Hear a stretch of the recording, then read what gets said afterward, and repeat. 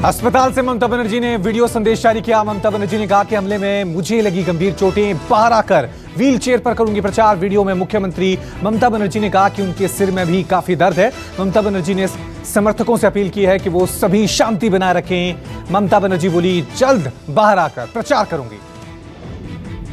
ममता बनर्जी की हालत पहले से बेहतर है। ममता बनर्जी का मेडिकल बुलेटिन जारी किया गया। SSKM अस्पताल में ममता बनर्जी का इलाज चल रहा है। ममता बनर्जी के बाएं पैर में गंभीर चोटें आई हैं। ममता बनर्जी के पैर पर प्लास्टर चढ़ा है। दीदी को बुखार और सीने में दर्द के बाद 48 घंटे के मेडिकल ऑब्जर्वेशन में रखा गया है।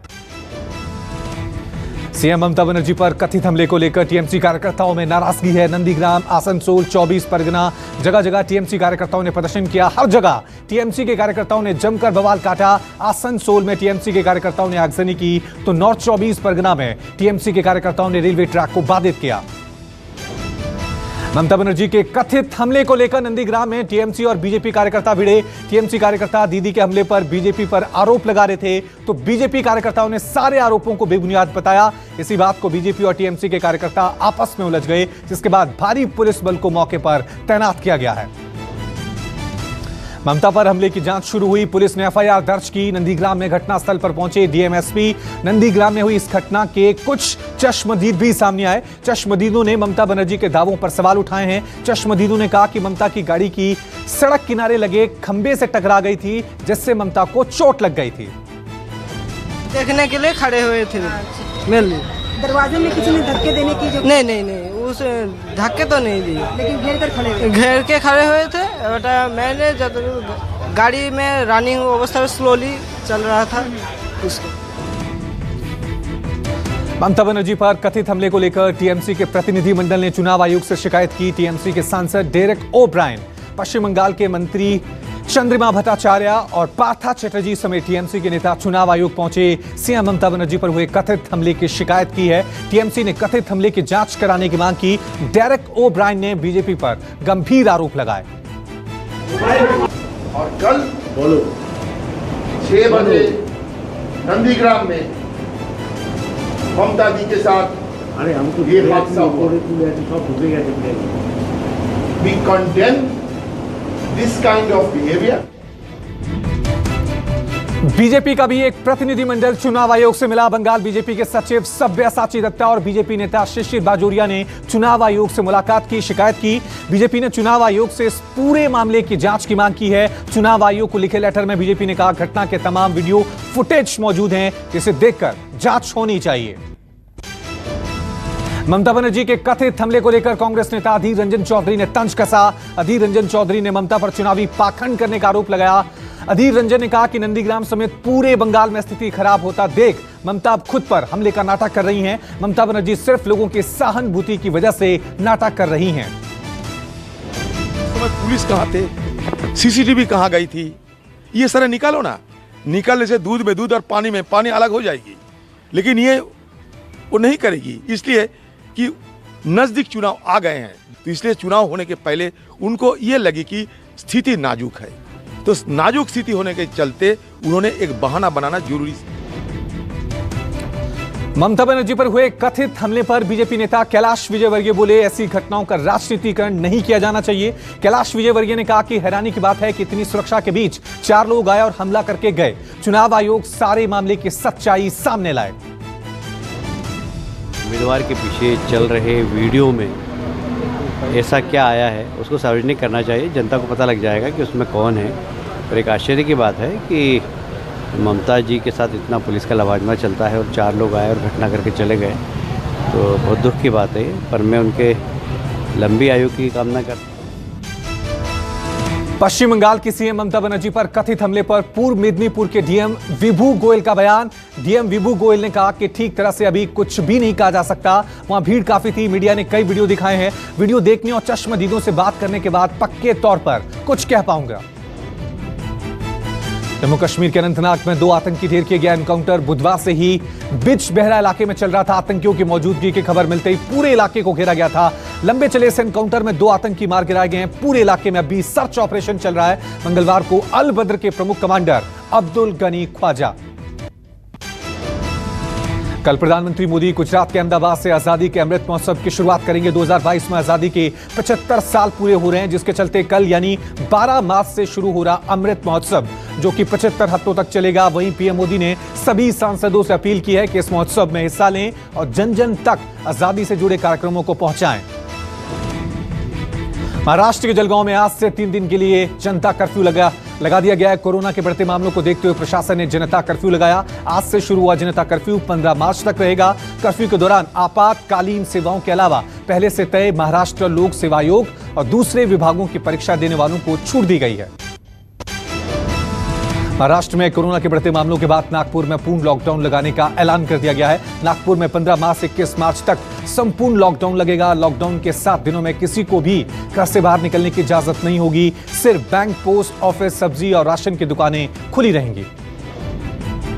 महाराष्ट्र में पिछले 24 घंटे में 13,659 नए मरीजों की पुष्टि हुई। 54 लोगों की मौत हुई। नागपुर और पुणे में कोरोना का कहर सबसे अधिक है। नागपुर में लगातार तीसरे दिन कोरोना के संक्रमण में इजाफा हुआ, जिसके बाद अब नागपुर में लॉकडाउन की सख्ती का ऐलान हुआ है। प्रधानमंत्री नरेंद्र मोदी की मां हीराबेन को कोरोना वैक्सीन की पहली डोज दे दी गई है। खुद पीएम मोदी ने दोपहर को ट्वीट करके मां हीराबेन के वैक्सीनेशन की जानकारी दी। प्रधानमंत्री नरेंद्र मोदी ने ट्वीट कर लिखा कि मुझे बताते हुए खुशी हो रही है कि मेरी मां को कोरोना वैक्सीन की पहली डोज आज दे दी गई है। मैं आप सभी से अपील करता हूं कि आगे आएं और वैक्सीन लगवाएं। महाराष्ट्र के मुख्यमंत्री उद्धव ठाकरे ने कोरोना वैक्सीन की पहली डोज ली। मुंबई के जेजे अस्पताल में उद्धव ठाकरे अपनी पत्नी रश्मि ठाकरे और बेटे आदित्य ठाकरे के साथ वैक्सीन लेने पहुंचे। देश में कोरोना वैक्सीनेशन जोर शोर से चल रहा है। अब तक 2.5 करोड़ से ज्यादा लोगों को कोरोना का टीका लग चुका है। भारत में तेजी से बढ़ रहे कोरोना के केस 2.5 महीने बाद आए। एक दिन में 22,000 से ज्यादा नए मामले। स्वास्थ्य मंत्रालय के मुताबिक पिछले 24 घंटों में 22,854 नए कोरोना केस आए। वहीं 126 लोगों की मौत हुई। पिछले एक दिन में कोरोना से 18,000 से ज्यादा लोग ठीक हुए हैं। अब तक 1 करोड़ 9 लाख से ज्यादा लोग कोरोना को हराकर घर लौट भी चुके हैं। देश में एक्टिव केस फिर बढ़े। अब एक्टिव केस की संख्या बढ़कर 1,89,000 हो गई है। देश में कोरोना के कुल मामले बढ़कर 1 करोड़ 12 लाख से ज्यादा हुए। अब तक 1,58,189 लोगों की जान जा चुकी है। महाराष्ट्र, केरल में बढ़ रहे कोरोना संक्रमण ने चिंता बढ़ा दी है। अब स्प्रे से मिलेगी कोरोना को मात। भारत बायोटेक ने शुरू किया इंट्रानेसल वैक्सीन का ट्रायल। भारत बायोटेक ने हैदराबाद में नेजल वैक्सीन का ट्रायल शुरू किया। 10 वॉलंटियर्स को इंट्रानेसल वैक्सीन की डोज दी गई। महाशिवरात्रि के मौके पर भक्तों ने लगाई आस्था की डुबकी। हरिद्वार में कुंभ का पहला शाही स्नान। 22 लाख लोगों ने लगाई डुबकी। कोरोना गाइडलाइन के तहत महाकुंभ का शाही स्नान में प्रशासन ने लोगों को नियम और सावधानियां बरतने को कहा है। हरिद्वार के कुंभ मेले में इतिहास में पहली बार किन्नर अखाड़ा भी शामिल हुआ। किन्नर अखाड़े ने जूना अखाड़े के साथ शाही स्नान किया। जूना और अग्नि अखाड़े के साथ किन्नर अखाड़ा भी इस बार पेशवाई में शामिल है। कुंभ के मौके पर देश भर से बड़ी संख्या में किन्नर साधु संत हरिद्वार पहुंचे हैं। महाशिवरात्रि के मौके पर मुख्यमंत्री तीरथ सिंह रावत हरिद्वार पहुंचे। तीरथ सिंह रावत ने शाही स्नान में हिस्सा लिया। तीरथ सिंह रावत का साधु संतों और श्रद्धालुओं ने जबरदस्त स्वागत किया। कल ही तीरथ सिंह रावत उत्तराखंड के नए मुख्यमंत्री बनाए गए हैं। मध्य प्रदेश के मुख्यमंत्री शिवराज सिंह चौहान भी शिवरात्रि के मौके पर मंदिर पहुंचे। शिवराज सिंह चौहान ने भोपाल के बड़वाले महादेव मंदिर में पूजा की। शिवराज सिंह चौहान ने बाबा भोलेनाथ का रुद्राभिषेक किया। इस मौके पर शिवराज सिंह चौहान के साथ उनकी पत्नी भी साथ थी। उज्जैन के महाकाल मंदिर में भगवान शिव का जलाभिषेक। हर हर महादेव के लगे नारे। कोविड-19 नियमों का हो रहा है पालन। कैलाश विजयवर्गीय ने महाकाल के दर्शन किए। मंदिर अध्यक्ष ने कैलाश विजयवर्गीय को भस्म आरती के दौरान जल चढ़ाने की अनुमति दी। देश में महाशिवरात्रि की धूम। बाबा विश्वनाथ के दर्शन के लिए उमड़ी भक्तों की भीड़। रात से ही जल लिए कतारों में खड़े हैं भक्त। वाराणसी में लाखों भक्त काशी की परिक्रमा में जुटे। रात 12 बजे से ही भक्तों ने शुरू की भगवान शिव की परिक्रमा।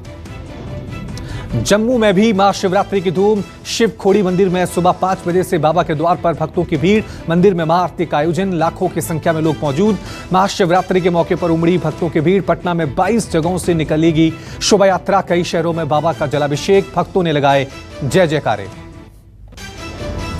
दिल्ली के बाबरपुर में फायरिंग का वीडियो सामने आया, जहां बेखौफ बदमाश इलाके में फायरिंग करते हुए नजर आ रहे हैं। बताया जा रहा है कि मामला 26 फरवरी का है। रंगदारी मांगने गए बदमाशों ने फायरिंग की, जिसका वीडियो वायरल हो रहा है। पुलिस ने मामले में 6 लोगों को गिरफ्तार भी किया। दिल्ली में बीएसई के एक कर्मचारी को बाइक सवार ने गोली मारी। पुलिस ने मामला दर्ज कर आरोपी को गिरफ्तार कर लिया है। पुलिस ने आरोपी के पास से हथियार और कुछ कैश बरामद किया। आपसी रंजिश के चलते आरोपी ने वारदात को अंजाम दिया। फिलहाल घायल कर्मचारी का इलाज चल रहा है। पाकिस्तान में फिर सामने आया हिंदू लड़की को अगवा कर धर्म परिवर्तन और जबरन निकाह का मामला। आरोपी के खिलाफ एफआईआर दर्ज कर लिया गया है। 13 साल की हिंदू लड़की का पहले अपहरण किया गया, फिर जबरन उसका धर्म परिवर्तन करवाकर अपहरणकर्ता के साथ निकाह करवा दिया गया। घटना सिंध के कांदकोट की है। यूपी के गोरखपुर में नाबालिग लड़की का अपहरण कर एक युवक ने जबरन निकाह कर लिया। लड़की के बैग से निकाहनामा मिला। पुलिस ने आरोपी को गिरफ्तार कर लव जिहाद समेत कई धाराओं में मुकदमा दर्ज कर लिया। जानकारी के मुताबिक आरोपी युवक ने लड़की के परिवार वालों को जान से मारने की धमकी भी दी थी। बेंगलुरु में जोमैटो डिलीवरी बॉय ने लड़की पर हमला किया। पीड़ित लड़की के मुताबिक ऑर्डर लेने से मना करने पर जोमैटो डिलीवरी बॉय ने उन्हें जोरदार मुक्का जड़ा। पुलिस ने मामले में महिला पर कथित तौर पर हमला करने के आरोप में डिलीवरी बॉय को गिरफ्तार कर लिया है। वहीं युवती ने एक वीडियो अपने सोशल मीडिया पर शेयर कर घटना की तफ्तीश में बताया। आज से दिल्ली यूनिवर्सिटी बंद। डीयू के 12 कॉलेजों के टीचर स्टाफ को पिछले 1 साल से सैलरी नहीं दी जा रही है, जिसके बाद अब ऑनलाइन क्लासेस को भी टीचर्स ने बंद कर दिया है। 13 मार्च को टीचर्स और स्टाफ सीएम केजरीवाल के दफ्तर तक मार्च करेंगे। शटडाउन के चलते 3rd ईयर के प्रैक्टिकल और परीक्षाएं नहीं ली जाएंगी। मुजफ्फरपुर में बिहार सरकार में एक मंत्री के भाई के स्कूल से अवैध शराब बरामद। मंत्री के भाई के खिलाफ एफआईआर दर्ज कर ली गई है। मामले के बाद मंत्री राम सूरत राय ने कहा कि स्कूल मेरे छोटे भाई के नाम पर है और स्कूल को किराए पे दे रखा था। वही मंत्री ने कहा कि मेरे नाम को बिना मतलब घसीटा जा रहा है। ऑसस में 18 GB रैम वाला दुनिया का पहला स्मार्टफोन रॉग फोन 5 भारत में लॉन्च कर दिया है। फोन में 512 GB स्टोरेज और 6.7 इंच डिस्प्ले के साथ कई शानदार फीचर शामिल हैं। फोन की कीमत 79,999 रुपए रखी गई है। यूट्यूब की नई पॉलिसी जून से होगी लागू। अब क्रिएटर्स को यूट्यूब से पैसा कमाना पहले की तरह आसान नहीं होगा। जानकारी के मुताबिक यूट्यूब टैक्स वसूलने की तैयारी कर रहा है। कंपनी ने क्रिएटर्स को एक ईमेल भेजा है जिसमें नई पॉलिसी को लेकर जानकारी दी गई है।